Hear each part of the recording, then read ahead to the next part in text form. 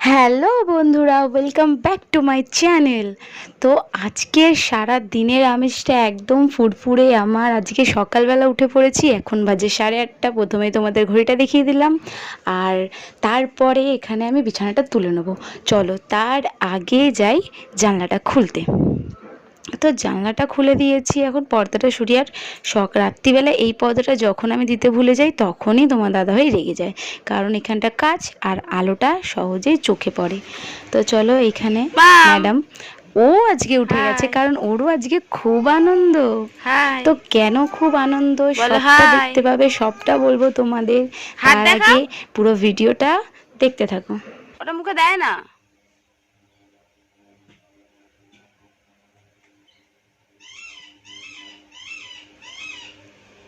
High.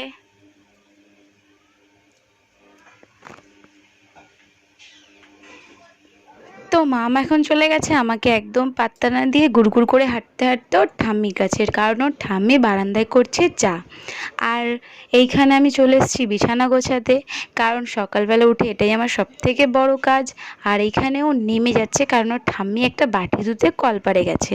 তো দেখো ওই যে ওর ঠাম্মি, আর এখন ও যাবে কলপাড়ে ওই জলটা ঘাঁটতে। আর সবথেকে ওর ফেভারিট জিনিস ওইটাই, জল ঘাটা। তো ওর ঠাম্মি এসে ওকে আগে ভালো করে তুলে নেবে, কারণ এখান থেকে না ও অনেকবার পড়ে যায়, আর পড়ে গেলে তো খুবই লাগে। আর ওইখানটা তো একটুখানি খরা মারা আমাদের ইট। আর এই পাউডারটা হলো খুবই ভালো পাউডার, যেটা আমি তোমাদেরকে দেখাতে চাইছিলাম। মামের এত প্রচণ্ড ঘামাচি হয়েছিল, এই পাউডারটাতে সব ঘামাচি সারিয়ে দিয়েছে। তো চলো এবার বিছানাটাকে আমি ভালো মতো ঝেড়ে নিই। আর এই ঝাঁটাটা লম্বা হওয়ার একটাই কারণ বিছানায় শেষ প্রান্ত অবধি ঝাড়া, কারণ উঠে ঝাড়লে আবার সেই চাদরটা তো গুটিয়ে যায়। তো তাই জন্য সেরমভাবেই ঝাঁটাটা মা আমাকে বানিয়ে দিয়েছে। তো যেহেতু এগুলো দিয়ে শুধু বিছানা ঝাড়া হয়, তাই খুব একটা কাঠি ভাঙা পড়ে না। আর বিছানাটা ভালো করে ঝেড়ে তারপরে আমি চলে যাবো এখন ঘর ঝাড় দিতে। চলো ঘরটা ঝাড় দিয়ে নিই। আর সত্যি কথা বলতে আজকের দিনটা খুবই স্পেশাল আমার জন্য, তোমাদের দাদাভাইয়ের জন্য, কারণ আমাদের দুজনেরই যেই ইচ্ছেটা সেটা আজকে পূরণ হবে। উফ, একটা আলাদাই এক্সাইটমেন্ট, মানে তোমাদেরকে বলে বোঝাতে পারবো না কেমন লাগছে। তো এই যে মা এখানে দিয়েছে একটুখানি চা। আমি তো দেখো সকালে খুব একটা চা খাই না, আজকে এত সকালে উঠেছি বলে আর তোমার দাদাভাই চা খায় বলে, তাই আমিও মাকে বললাম তাহলে আমাকেও একটু চা দাও। আর এইখানে এত বিস্কুট কে খায় চায়ের সাথে, আমার খুব ভালো লাগে মেরি বিস্কুট চায়ের সাথে খেতে। তো এটাই আমি খাই। তো মাম যখন অনেক ছোট ছিল, 3 মাস না 4 মাস, তো তোমাদের সাথে সেটাও আমি শেয়ার করেছিলাম, তখনও আমি 1 প্যাকেট করে বিস্কুটই খেতাম 5 টাকা দামের। তো এ দেখো চা আর বিস্কুট লেভেল করে খাওয়া উচিত, আর যারা মেরি বিস্কুট খেতে পছন্দ করো। তো এখানে আমি নিতে গিয়ে সব মেরি বিস্কুটগুলো ফেলে দিলাম।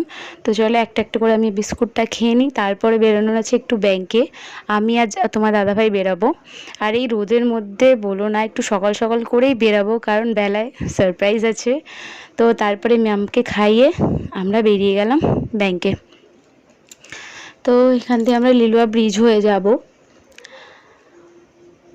ব্রিজে ওঠার পর যখন এর আগে একবার যখন ডাক্তারখানায় গেছিলাম মামকে নিয়ে, তো লিলুয়ার ওপার, তো ব্রিজে যখন ওঠো যদি আকাশটা মেঘলা করে থাকে, মানে এত সুন্দর লাগে আকাশটা দেখতে, ধারণার বাইরে।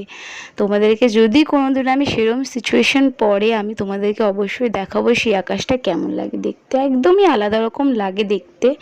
তো এই যে এইখানে এটা হলো ব্রিজ, লিলুয়া ব্রিজ।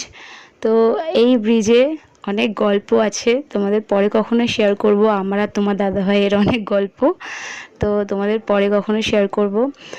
আর এখানে চলে এসেছি আমরা, আমাদের ব্যাংকের কাজ শেষ হয়ে গেছে। তো ব্যাংকের ভেতরে তো গেছি আর বেরিয়ে গেছি, কারণ সেরকম কোনো যেই কাজে গেছিলাম তো সেটা সেরকম হয়নি সাকসেসফুল কাজটা, তো তাই তাড়াতাড়ি চলে এসেছি। আর এই যে আমাদের আজকে সারপ্রাইজ, ওর নাম হচ্ছে জোজো। ওর নাম কি জোজো? ওর নাম কি জোজো?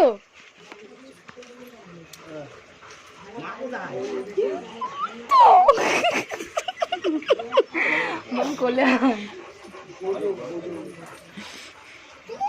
ওর তো মেয়েও কি খুশি, ধরবি মা, ধরবি তোর মেয়েকে, তো ধরবে ধরবি।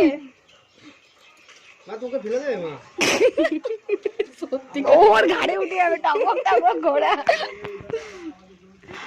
তো ওকে তোমার দাদা ভাইয়ের একটা বন্ধু দিয়েছে, তো জানি না কতদিন থাকবে, কিন্তু পুরোই দিয়েছে।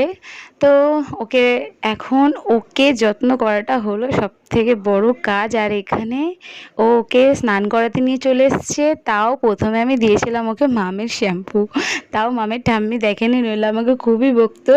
তারপরে দোকান থেকে কিনে নিয়ে এসে শ্যাম্পু করানো হলো, করিয়ে স্নান করানো হলো। তো এখন তো ও পার্মানেন্টলি আমাদেরই আছে, তাই আমার খুব ভাল লাগছে ওকে দেখে। আর এইখানে ও একটু মজা করছিল ওনার সাথে, এই কাকুটার সাথে, বলছিল কামড়ে দেয় কিন্তু জোরে। তো তারপরে এখানে ওকে স্নান টান করিয়ে ওকে খেতে দেবে ও দই দিয়ে ভাত তোমার দাদাভাই। তার আগে ওকে নিয়ে আসার সব থেকে বড় খুশির কারণ আমার মেয়ে, মানে ও যে এতটা খুশি হবে ওকে দেখে এটা কেউ ভাবতে পারেনি। তার আগে আমি, অঙ্কিতা, সবাই, মানে আমার বান্ধবীটা সবাই মিলে এটা বলছিলাম যে মাম যেন না কাঁদে, মাম যেন না কাঁদে।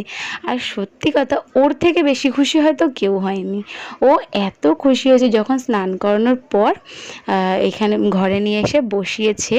তো ও যখন দেখছে ওর বাবা মুছছে আর ওর ঠাম্মি একটু চিল্লাচ্ছে, যেহেতু একটু কুকুরের গায়ে লোম হয়, তো ও কী করছে, নিজের ঝুড়িটা যে আছে ওর, ওইখান থেকে কাঁথা বার করে ওর বাবাকে দিচ্ছে যে তুমি এটা দিয়ে পোছাও। আমার ওটা দেখে খুবই ভালো লেগেছে, যে আমি খুব খুশি যে একটা জিনিস যেটা এসেছে ও আমাদের বাড়িতে, সেটা দেখে আমার ঘরের সব থেকে ছোটো সদস্য সব থেকে বেশি খুশি। তো ওর একটু ভয় পায়নি ওকে দেখে। হ্যাঁ, শুধু প্রথম প্রথম যখন ওর কাছে যাচ্ছে, যেহেতু অনেক বড় সড়ো, ওর অনেক স্বাস্থ্য, তো সেটা দেখে ওর খুব একটু ভয় লাগছিলো। তো তারপরে তো পুরোই ওর পাশে কেমন বসে আছে দেখো। আর ওর বাবা যখন ওকে ওর পিঠেও তুলছিল তখন একটুখানি বসতে ইসে হচ্ছিলো, যেহেতু ওরও এখন ব্যথা লাগাটা খুবই, ব্যথা লাগানো যাবে না। আর সব থেকে বড় কথা কি বলো তো, যদি ওর ব্যথা লাগে, এবার ও তো মুখে বলতে পারবে না, তখন যদি ও এবার কিছু করে দেয় তখন তো আমরা ওকেই ভুলটা বুঝবো, তাই না? আর যেহেতু ছোট, ও অনেক, মেয়ের কথা বলছি, তো ওই জন্যই। আর এমনি তো ও এতদিন যার কাছে ছিল সে ওকে এত সুন্দর মানে ট্রেন করেছে যে ওর কোথাও গেলে অসুবিধা না হওয়াটাই স্বাভাবিক। কারণ ও কোনো অচেনা মানুষ দেখলে এখনও অবধি মানে ঘেউ তো একবারও করেনি। হয় না যে অনেকেই, যে একে তো অনেকক্ষণ দেখিনি, এ কোথা থেকে আসলো, সেরকম কোনো ব্যাপার না। ও আগে সবাইকে চিনতে ভালোবাসে, আর সেটাই করছে ও। মানে কারোর প্রতি একটা যে রুড ভাব, সেরকম একটা এখনও দেখিনি ওর। আর বলে যে ছেলে কুকুররা নাকি একটুখানি ভীতুই হয়। তো তোমরা কে কে জানো এটা আমাকে একটু বলো। তো এখন তোমাদের দাদাভাই ওকে দই দিয়ে ভাত দিয়েছে, আর তোমার দাদাভাই ওর খাবারের চাটও ঠিকমতো জানে না, মানে জিজ্ঞেস করেনি ওর বন্ধুকে এখনও অবধি। আর ওর বয়সও ঠিকমতো জানে না।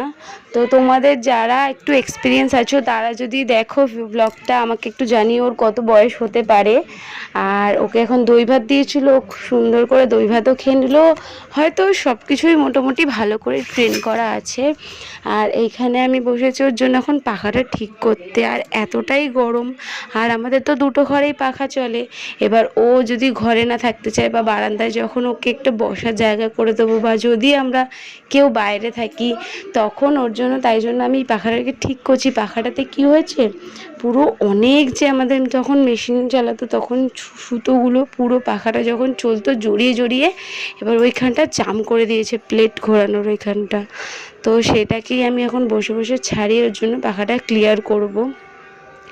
আর আমি প্রথমে পারছিলাম না এমনি শোন দিয়ে করতে, তারপরে নিয়ে আসলাম কাঁচি। কাঁচি দিয়ে কেটে কেটে শুধু দেখবে কতগুলো, দেখো কতটা সুতো বেরিয়েছে, এতগুলো সুতো বেরিয়েছে। আরও বেরিয়েছিল ছোট ছোট ধুলো অনেক, ওইগুলো হয়ে গেছিলো। তো তারপরে আমার পাখা ঠিক হয়ে গেছে, এখানে আমি লাগিয়ে দিলাম। আর এইটা লাগাতে একটু আমার অসুবিধা হচ্ছিলো, কেউ না ধরলে যা হয়। তো আমি বসে দেখো পড়েও গেল একবার খুলে। তো আমি যাই হোক যেমন করে হোক লাগালাম। পাখাটা। তারপরে ওকে চালিয়ে দিয়েছিলাম। টেবিল ফ্যানের পাখার হাওয়াটা তুমি যদি একটু ঠান্ডা জায়গায় রাখো, হাওয়াটা অনেকক্ষণ অবধি ঠান্ডা থাকে, সিলিং পাখা গরম হয়ে যায়।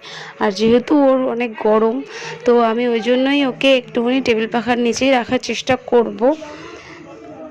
আর ও যে এসিতে ছিল এমনও কোনো ব্যাপার না, ও এরকম সাধারণ ঘরেই ছিল, তাই কোনো আরোই অসুবিধা হয়নি।